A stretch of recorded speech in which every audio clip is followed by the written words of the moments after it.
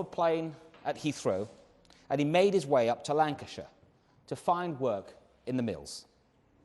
After standing outside a mill for weeks, he got his first job and soon after that started a family. He came up here with a sense of hope and opportunity. But I know that's not how everyone in towns feels like today about their future.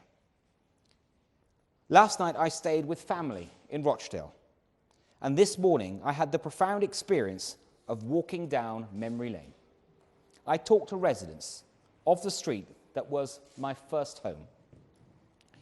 It's clear that there's still a lot of pride around here, and there should be.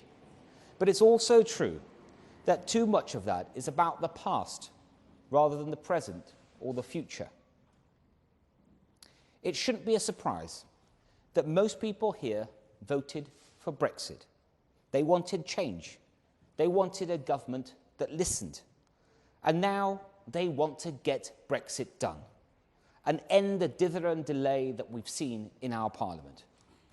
That's the only way for the voices to be actually heeded and to protect the very fabric of our democracy. And it's the only way to unlock our politics so that we can get on with the things that need to change. I'm visiting every corner of our great country during this campaign, and I'm hearing the same thing everywhere. It's time to end the paralysis in Parliament, bring the country together and look to the future. The Conservatives are the only party pledging to do that.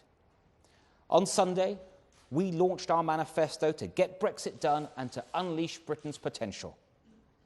If we're elected by the British people on December the 12th, we will pursue a bold agenda.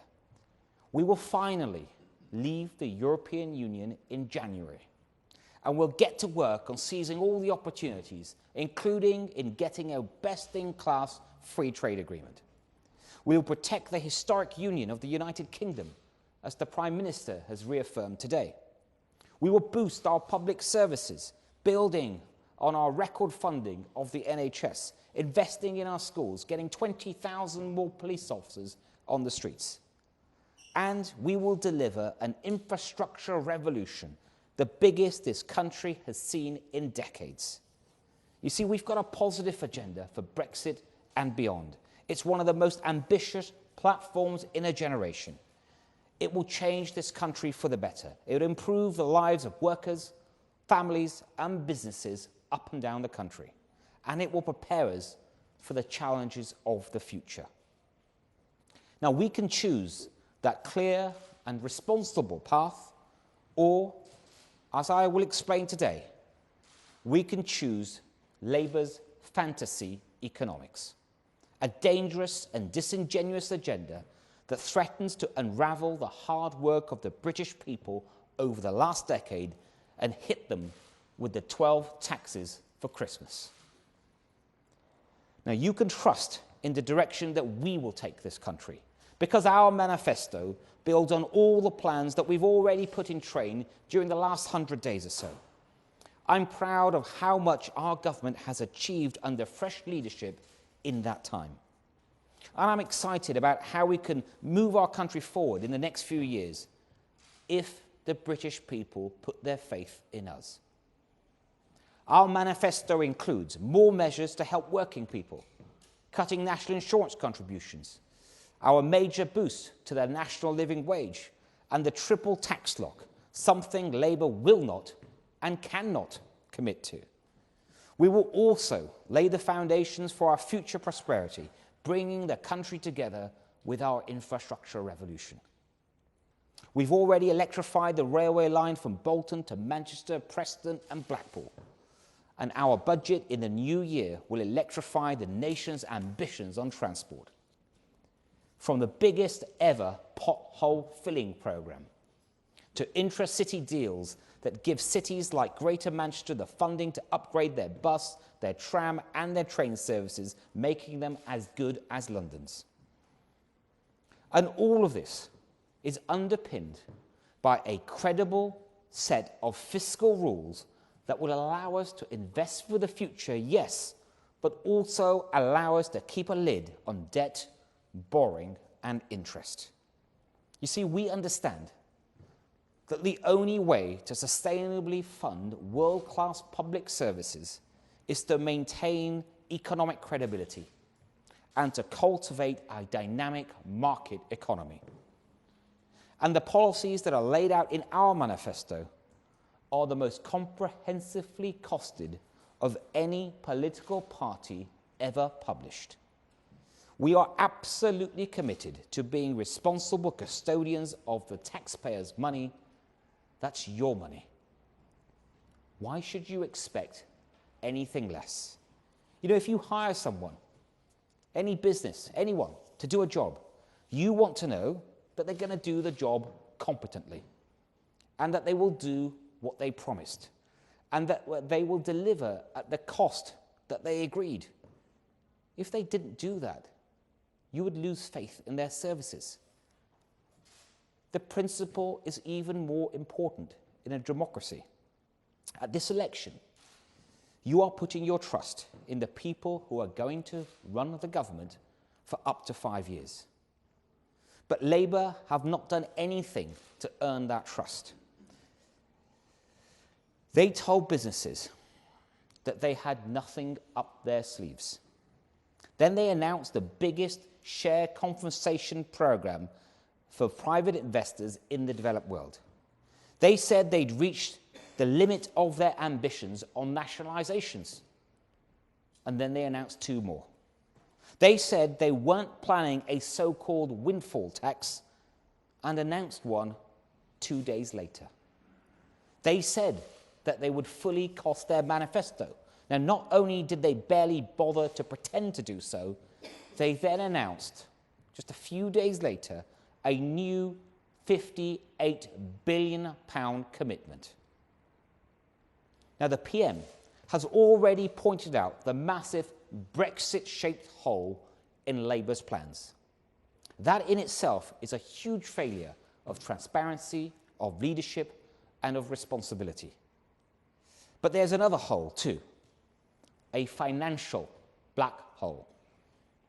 You remember, at the start of this campaign, we estimated the cost of Corbyn to be £1.2 trillion in extra spending. It's a big number. Yes, it is hard to comprehend so many zeros. And it was right for people to interrogate the assumptions that we made when we made that costing. Well, now that they've released their final plans in their manifesto, we can confirm the direct cost of Corbyn. £1.2 trillion over the next 5 years. And it could actually be worse than we feared, because if anything, it's an underestimate. Labour's costings document shamelessly overlooked many of the commitments in their own manifesto. We found 59 of which they haven't given enough detail for us to be able to cost them fairly, so we've left those out. We could have included them, we didn't. But still, you get to £1.2 trillion. It's the kindest interpretation you could have about Labour's approach is that it's primary school politics and not grown-up politics.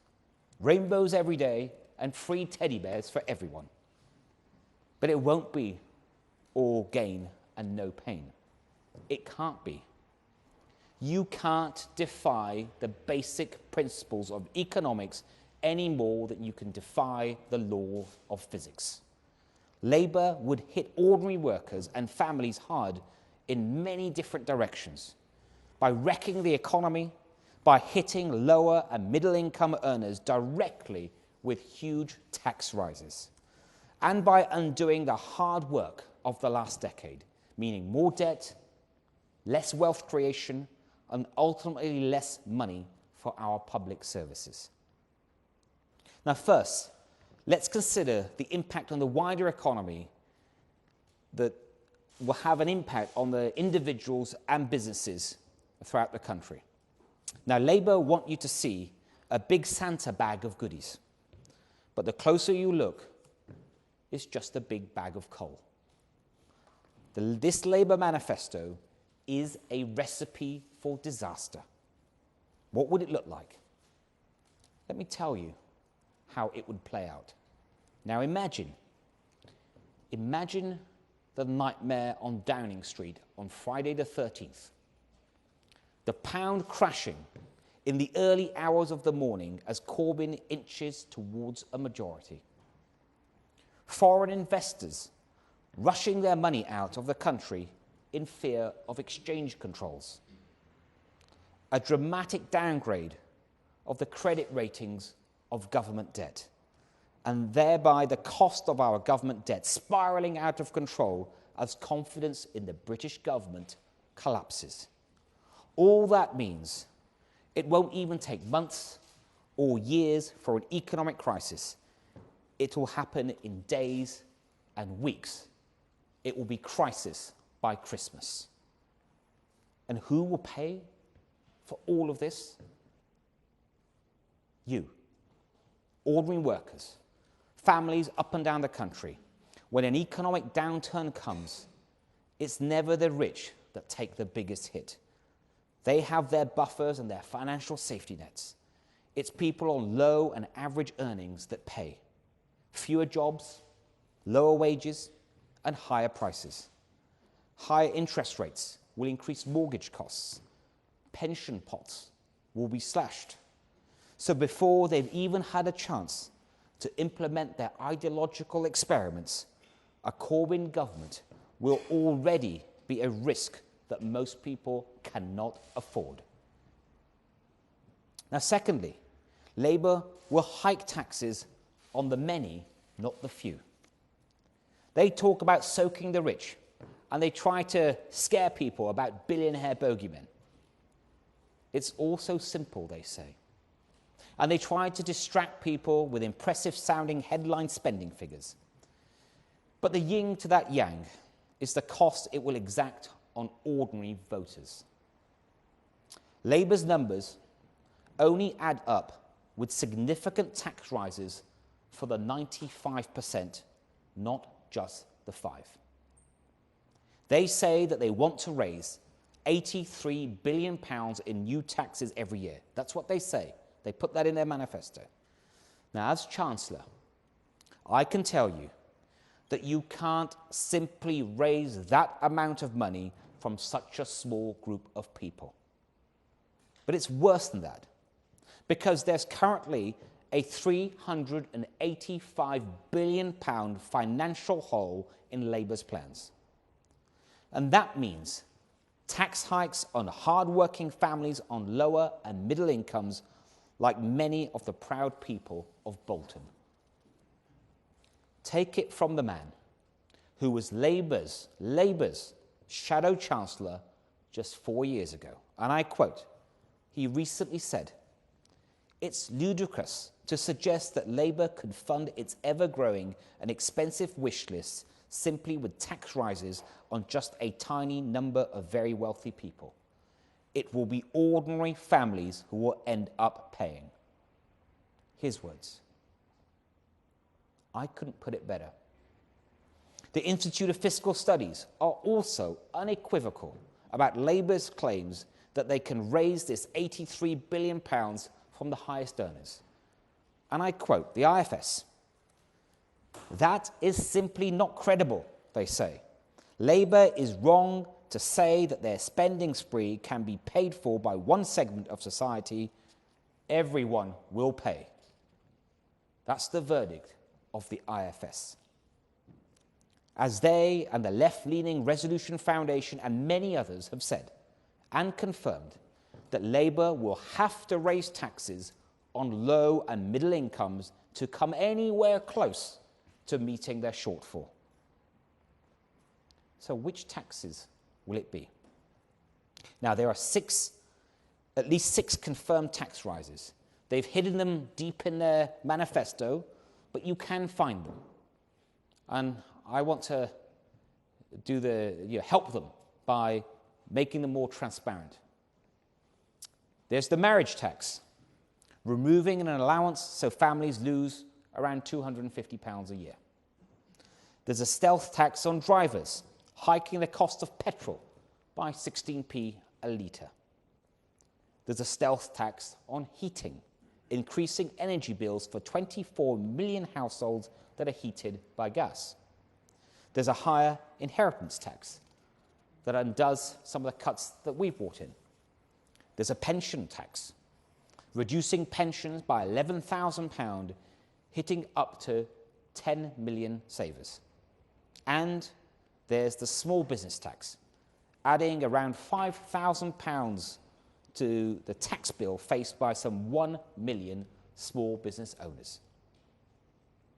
But that's just the ones that they've baked into their plans. Those are the ones that we know about.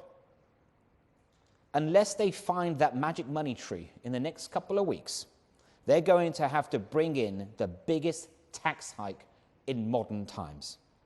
At least £2,400 per person per year. Now, based on the numbers and Labour's previous statements, I can tell you today some of the taxes that they will consider raising to meet that shortfall. They have no other choice. Removing the personal allowance, a homes tax, a movers tax, a gift tax, higher fuel duty, and a holiday tax. As tax bombs go, that has a very high payload. And you want to see the details? They're all in this document today that we've published. The 12 taxes of Labour, the cost of Corbyn for the many, not the few. Every single detail is in here, and where we've got the information, it's all in there. You can visit it at costofcorbyn.com. Now, they may reject one of these taxes. They may say it's not right. But then they have to tell us which tax they would raise instead. After all the hard work of the last 9 years to recover from the last Labour crisis, Corbyn and McDonnell will take us back to square one and then back even further. Now, my politics was formed watching the 9 o'clock news with my dad during the winter of discontent. We've made so much progress as a country since then that it's hard to comprehend going back to that. But we must confront ourselves with the stark reality. If enough people fall for Labour's spin, then it is not just inconceivable, the inconceivable will become conceivable. That is not an election. This is not an election that we wanted to have. We wanted to get Brexit done and get on with the people's priorities. But it does give us the opportunity to say no to divisive politics, no to dither and delay, and no to the destructive economics of the 1970s. Instead, we can say yes to getting Brexit done by January, yes to keeping taxes down, and yes to building a bright post-Brexit future, a clear vision and an ambitious plan to achieve it. I want all parents to truly believe that the next generation, like the kids who use this youth centre, can have a better quality of life than they did. That's the promise of our manifesto, unleashing their potential, unleashing Britain's potential. Thank you all very much.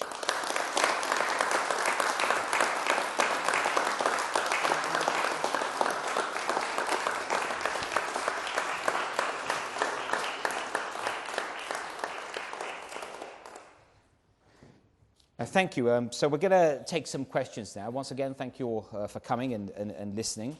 I've got a list of questions from the media here first, and let's try to get through those first. And no particular order. I'll start with if Romilly is here from ITV. Hello, Romilly. Hi, Chancellor. The Muslim Council of Britain says the Conservative Party has approached the issue of Islamophobia with denial, dismissal and deceit. Why are voters being offered the choice at this election of two parties who failed to address racism in their ranks? Look, I mean, first of all, let me answer about my own party, that we will never, ever, as a party, tolerate anyone amongst our ranks that has any kind of prejudice to any group of people, whether that's based on their race or their religion, their gender, or anything else. We will never tolerate it. Whenever we have ever come across that kind of behaviour in a tiny, tiny number of cases, because all parties, including the Labour Party, we're all grassroots organisations, if someone joins without anyone's knowledge, but they don't stand for our values, then we take action, and we take vigorous action. That said, because of some members of the Muslim community and others are saying, and I understand this, that is there more that you can do in your procedures as a party to root out anti-Muslim hatred? We want to make sure we're doing everything we're doing, and that's why we will have an inquiry into what more we can do in terms of procedures and processes, and it will start before the end of this year.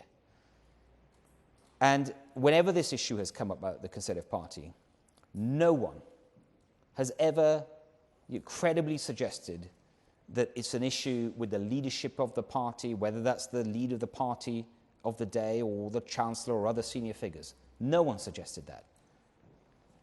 And that is one of the big differences, I think, in what we're seeing with the Labour Party today.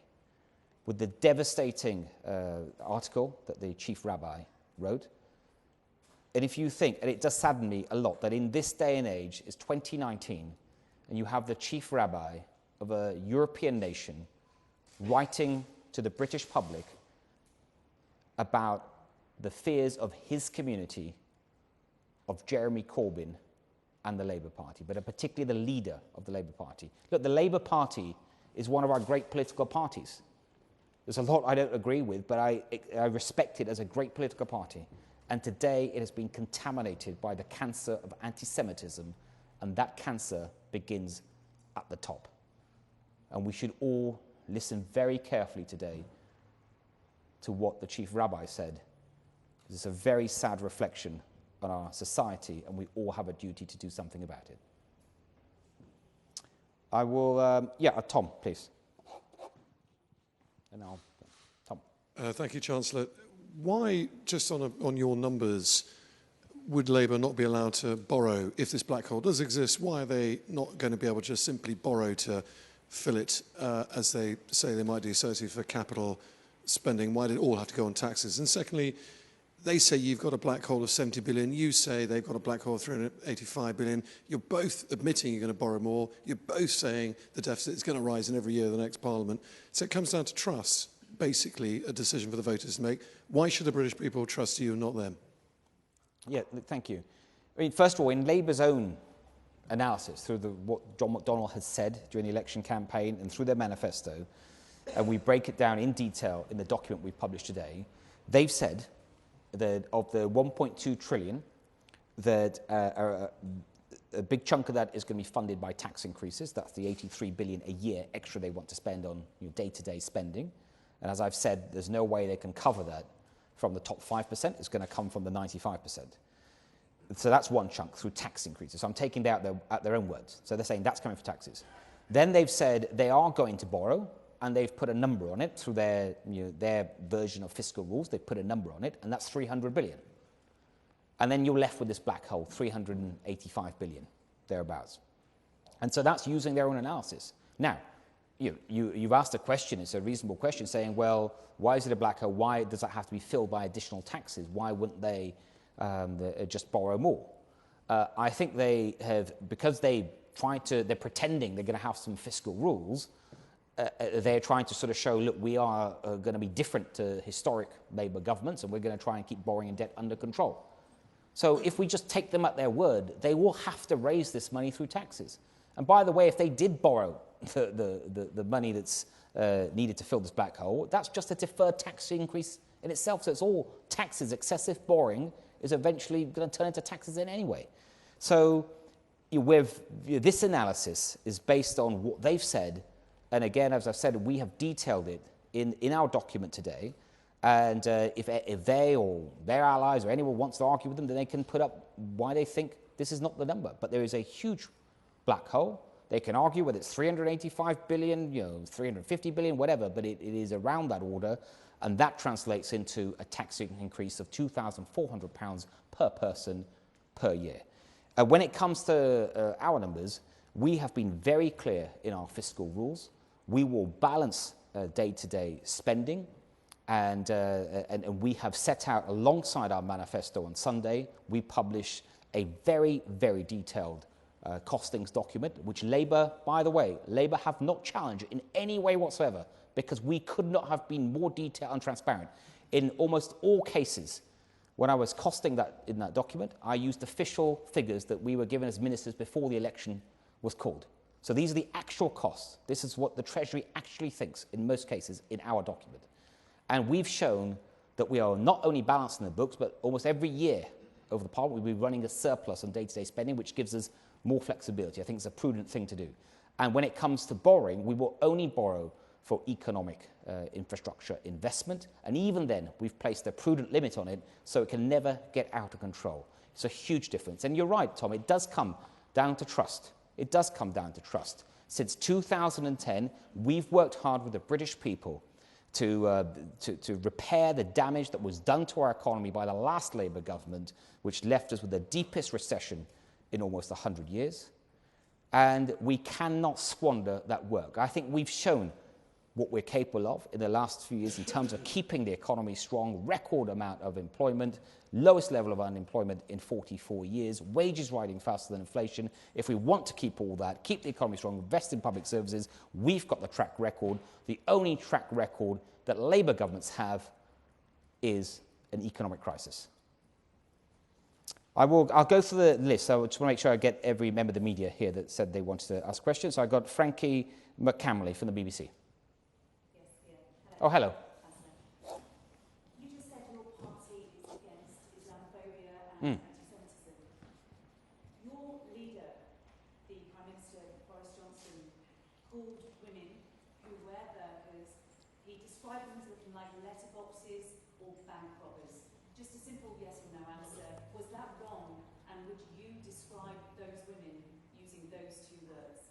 Look, the Prime Minister himself has been asked that question a number of times, publicly, and everyone has the right to ask him what they wish. And he's explained why he's used that language. In the case that you refer to, that article, it was to defend the rights of women, whether Muslim women and others, to wear what they like. So he's explained that, and I think he's given a perfectly valid explanation. But it comes back to this issue that was raised earlier by Romilly about tackling prejudice in all its forms, and you mentioned whether it's anti-Muslim hatred or anti-Semitism or any other hatred of any other group based on race or religion or any other difference. It is unacceptable. And in my party, whether it's from individual candidates, members of the cabinet and stuff, we are all absolutely at one on that. You wouldn't be able to find any difference in approach that we have.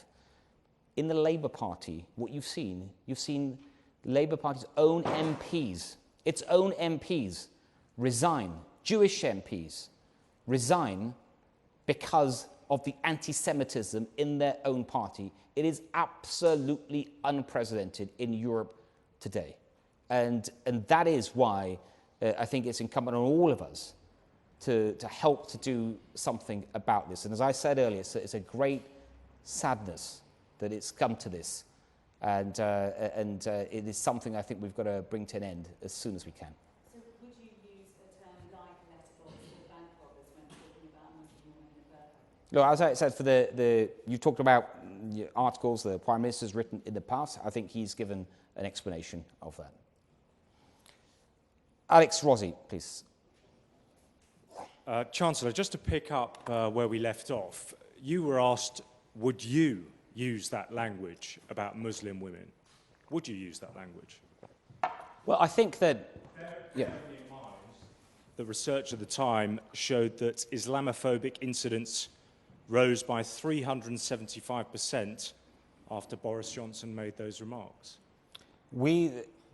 all politicians will choose their own words and ways to explain whatever is the point they're trying to get across. And so, we've all got our own type of language. But as I said, on that particular article, the Prime Minister has explained what was the purpose of his article, how he's actually trying to defend the rights of women, in that case, to wear what they like.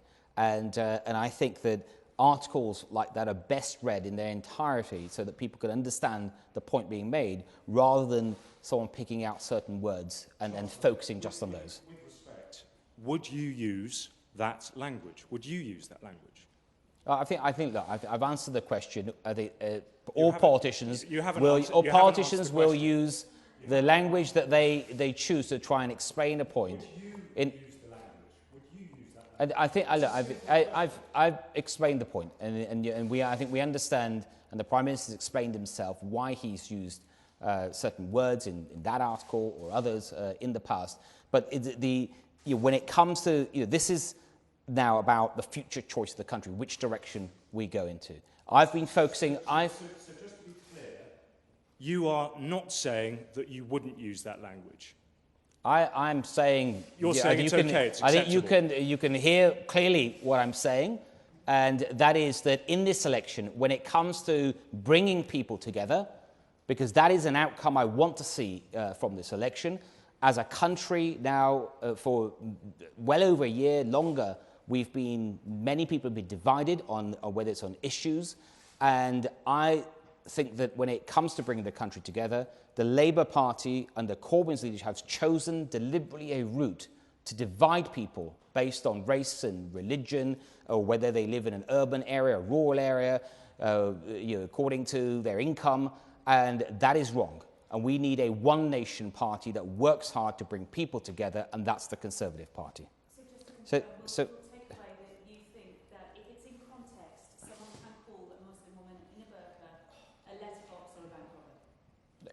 that's your interpretation, it's not mine. Bill Jacobs, please. Bill Jacobs, Bolton News. You've spoken extensively about the cost of Corbyn. If you win the election, what resources will you transfer up to places like Bolton to assist their newly Conservative-led council to tackle high levels of child poverty and record waiting lists in the Royal Bolton Hospital in October? So we've been very clear that as a one nation party, it means that looking after all communities, all parts of the UK. And one of the things that we've tried to bring out is the need to level up across the country. When it comes to investment, first of all, we need to make sure that no part of the country is left behind. So, today when I was out meeting constituents here in the local area, some of the thoughts I heard people saying, look, when it comes to infrastructure investment, to them it feels like that the South East gets more of a share of investment than the North. And I think we need a better approach to that to make sure, in terms of roads and rail and fibre optic and other economic investment, the North is not left behind, and it certainly won't be. And look at some of the commitments we already made, including, for example, to rail. But you've also mentioned local government services, whether it's sort of social care and NHS. And we have also committed to funding, significant funding, for example, with the NHS, £34 billion extra a year over the next few years. And this is a record increase. And we'll make sure, as we've seen with the hospital programs we've announced and the hospital renovations, that it's throughout the country, including here. But to do all of this, and this brings it back to the fundamental point that I've made today, is that it requires a strong economy.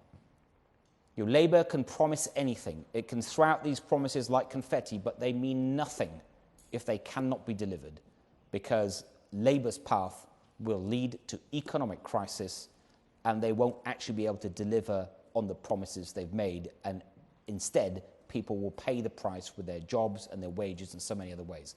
We will work hard to keep the economy strong, as we have, and move from this decade of recovery to a decade of renewal for the whole of the UK. Any idea of the figure of We haven't split numbers in terms of regions, but I think we've clearly shown that no part of the UK would be left behind. Thank you. I have Claire from the Daily Mail. Thank you. Boris Johnson has said his ambition is to increase the national insurance threshold to 12,500. In the manifesto, you've limited that to 9,500.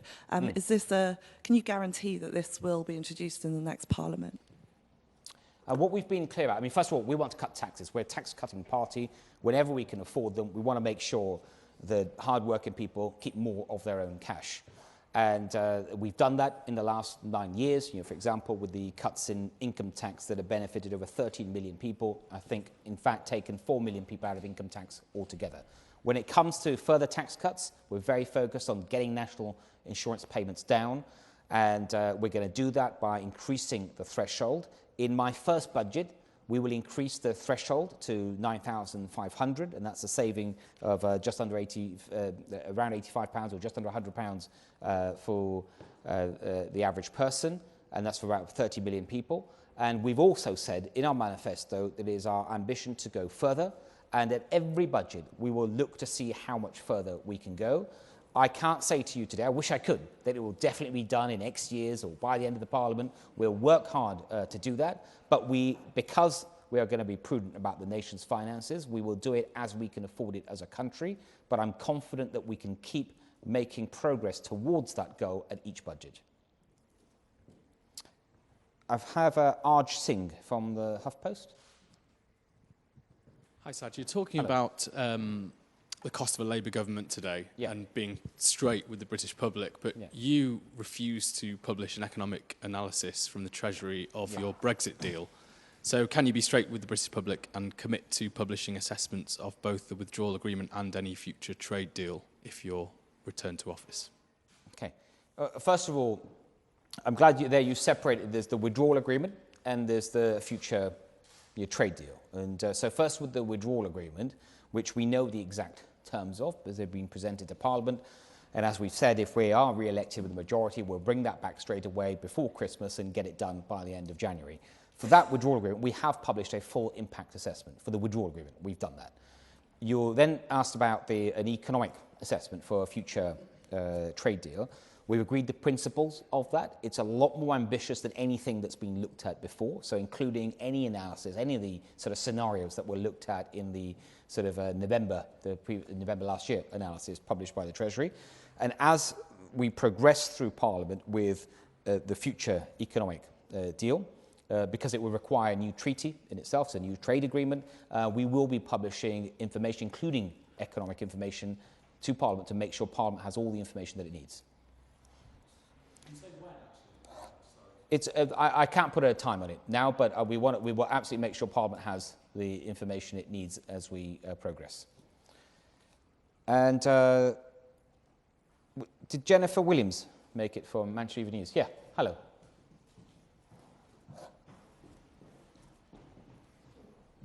Thanks.